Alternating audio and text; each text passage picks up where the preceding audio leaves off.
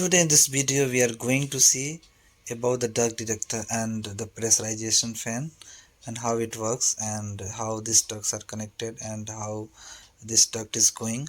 So here you can easily see this duct is going outside, means it will take the air from inside and it will throw outside.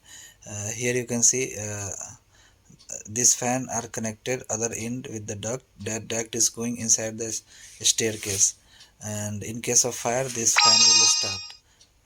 It will we can call it as a pressurization fan.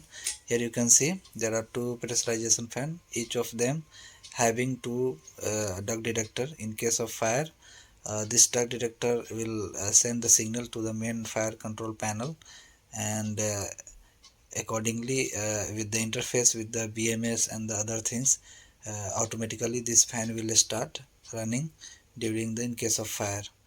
So thank you very much to see the video.